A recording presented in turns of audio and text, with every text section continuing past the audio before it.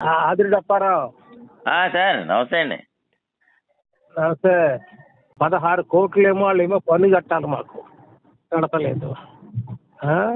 ఈ paper mill ఉంచాలనే మూసేయాలనే ఆడు మారువాడిగాడు. అవునండి అవును. నవీన్, చెప్పండి సార్. నువ్వేమో వైఎస్ఆర్ ఉండి వైఎస్ఆర్ పార్టీలో పుచ్చి మాటని వెళ్ళి ఏం పీకారు, మా మీద కామెంట్ చేసావు.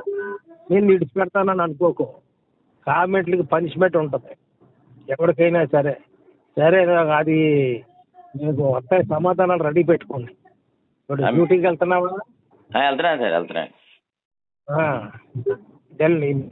విర్రవిగిపోయారు 5 ఏళ్ళు. నా తొక్కలో కూడా భరత్ గడు ఇప్పుడు ఏం చేస్తాడు? ఇప్పుడు మీరందరూ ఏం చేయగలరు? మొత్తం నాశనం చేశారు పేపర్ మీద. అప్పుడు ఉన్న పరిస్థితులు మీకు ఎందుకు వెళ్ళాను తెలుసు.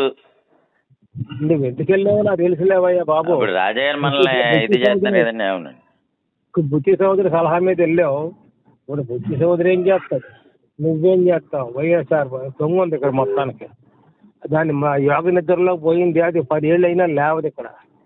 కానీ మిమ్మల్ని అంత తేలిగ్గా ఇడిచిపెడతామని అనుకోకండి. ఆ రోజు నువ్వు హెచ్చరిక మా మీద ప్రెస్ మీట్లు పెట్టావు. నువ్వు ఏమనుకొని పెట్టావు? నీ తాగత ఏంటి, నువ్వేంటి, ఏమనుకొని పెట్టావు? నేను అందుకనే నీ ఇల్లు ఎక్కడో తెలుసుకున్నాను. అంత తేలిగ్గా ఇడిచిపెడతామని అనుకోకు.